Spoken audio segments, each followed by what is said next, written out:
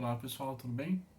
Bom, vamos continuar no nosso assunto de reformas religiosas. Agora nós vamos entender algumas reformas em si. Primeiro, por que reforma religiosa ou reforma protestante? Agora que nós vamos entrar mesmo. Porque as pessoas que foram protagonistas dessa reforma ou que propuseram os ideais que acabaram gerando essa reforma, eles protestavam contra alguns ideais da Igreja Católica.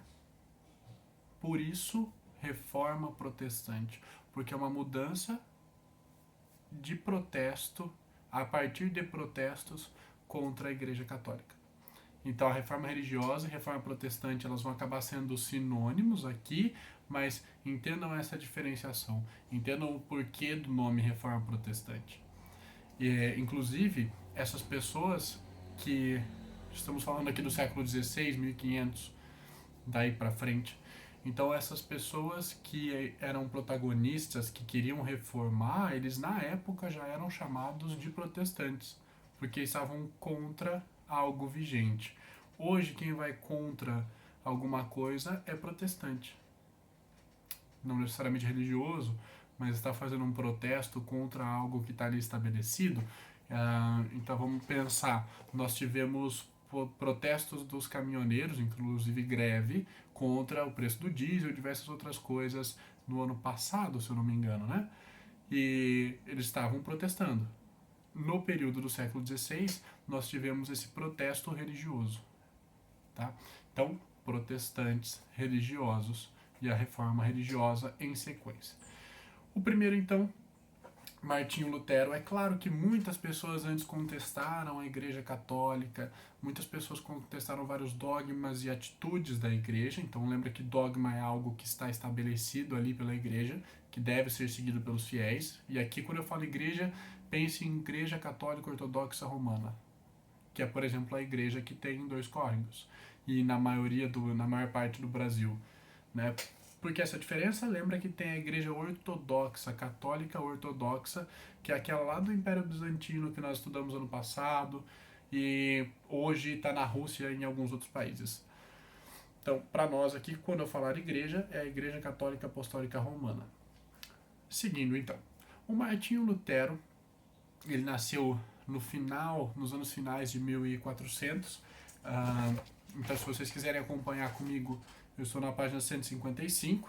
Ele nasce em 1483, vai morrer quase na metade de 1500, em 1546. E durante esse período na vida dele, ele teve uma trajetória que envolveu muito religião. O contato dele com a religião era constante, assim como todas as pessoas no período, mas ele se torna e pega um caminho muito mais religioso, porque ele enfrentou uma tempestade e falou que se saísse vivo daquilo, ele ia trilhar esse caminho adentro da religião, para dentro da religião e estudar a religião em si, ser um teólogo, né, um estudioso da religião, virar um monge. Então ele estudou muito essas questões e começou a se inconformar com muitas atitudes da Igreja Católica. Para contextualizar, de onde ele era? O Martinho Lutero era do Sacro Império Romano Germânico, o que hoje a gente chama de Alemanha. Então ali, mais ou menos no centro da Europa, né? Sempre façam essa relação. Sacro Império Romano Germânico é a Alemanha atual. Era, né? O que hoje é a Alemanha, tá? E o Sacro Império Romano Germânico tinha um imperador, mas como nós vimos ano passado também na questão do feudalismo, e até mesmo este ano, lembra que o rei, o imperador, ele escolhia nobres para controlar várias porções de terras. Então lembra aquela questão de nomeação? Eu tenho uma fatia de terra grande, não consigo controlar tudo, eu escolho um príncipe para controlar uma região, outro nobre com outro cargo para controlar outra região, e assim eu tenho uma subdivisão ali no território, mas todos com o imperador só. O Sacro Império Romano Germânico era assim em 1400 e 1500. Bom, o Martinho Lutero estava inserido ali. Então não era a capital, a sede da Igreja Católica, mas tinha muita influência do clero, como a gente estudou no feudalismo. Lembra que tinha clero, nobreza e camponeses. Ao mesmo tempo, nesse período está surgindo a burguesia e tudo aquilo que nós vimos na última aula, de pessoas interessadas em ter uma reforma religiosa, que estavam se sentindo cansadas até mesmo de algumas atitudes e posturas da Igreja Católica. Bom, nesse sentido, o Martinho Lutero, que estava estudando muito sobre religião, vai escrever 95 teses e vai tecer várias críticas, vai fazer várias críticas à Igreja Católica. Vamos lá, quais são essas críticas? Uma delas, ele condena a venda de indulgências. Para ele, a salvação estava no indivíduo. Então, eu fazer as minhas orações, eu ter fé, e a fé é um ponto principal aqui do Lutero para você atingir a salvação, tá? Então, se eu tiver fé e fizer minhas orações, enfim, eu serei salvo. Eu não tenho que pagar indulgência. Inclusive, isso foi um problema muito grande para ele, porque no período estavam querendo construir a Basílica de São Pedro, que foi construída, existe até hoje, né? Tá lá. Existe o nome Basílica de São Pedro até hoje, ao menos. E ele, quando percebe que a igreja chega no Sacro Sai de Roma, né? Na atual Itália, e os bispos saem e vão até o Sacro Império Romano Germânico e até a região que ele vivia e começam a vender indulgências, inclusive o Papa promete com um perdão pleno dos pecados para quem comprasse aquelas indulgências, pede doações, financiamentos. Quando ele percebe a igreja fazendo esses pedidos, a promessa de salvação, ele pensa que isso vai contra uma doutrina religiosa. Aliás, vai contra a religião em si, o cristianismo em si. É uma doutrina religiosa, mas que vai contra o cristianismo. Para ele, as ideias de Cristo não pregavam isso. Tanto que outra coisa que ele escreve nas teses é que a Bíblia deve ser o único livro. Vocês sabem que a Igreja Católica tem vários santos, tem várias doutrinas próprias, mas para ele isso tudo está errado. Estava errado. Ele acreditava e dizia que muitos desses escritos, aliás, todos eles depois da Bíblia, foram feitos por pessoas e não necessariamente pela palavra de Deus, como os escritos da Bíblia. Então, tentem entender essa lógica religiosa do Lutero. Eu não estou falando aqui para vocês acreditarem nisso, eu só quero que vocês tentem entender essa lógica religiosa, porque até hoje muitas igrejas protestantes, e aí a gente chama de evangélicas hoje, muitas delas seguem essas doutrinas do Lutero. Vocês podem perceber que muitas igrejas evangélicas não têm santos. Por quê? O Lutero não pregava muito essa questão, não acreditava muito em santos. Para ele, a gente tinha que ter mais a percepção bíblica apenas, mas não necessariamente santificar as pessoas. Então, entendo essa diferença. Tá? Se você for procurar uma igreja evangélica para conhecer um pouco mais luterana, de fato, que vai seguir o luteranismo, vocês vão perceber que essa igreja não vai ter também outros livros fora a Bíblia para serem interpretados. Tá? Então, ele vai entender todas essas coisas, ele vai pregar todas essas coisas. Dizer que, tá errado essa crença tão forte em santos, tá errado até mesmo a crença em santos em si, tá errado você cobrar indulgências, porque isso não está na Bíblia, isso não tá para ser salvo, você não tem que pagar nada, você tem que crer, ter fé. Ele vai dizer também que os sacramentos, quantos 7 sacramentos são na Igreja Católica? 7, né?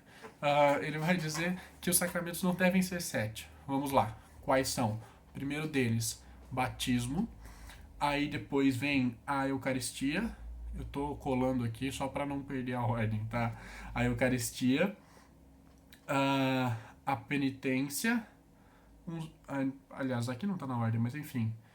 O matrimônio, a unção dos enfermos, a ordenação como padre, né? Também estaria aí nos sacramentos.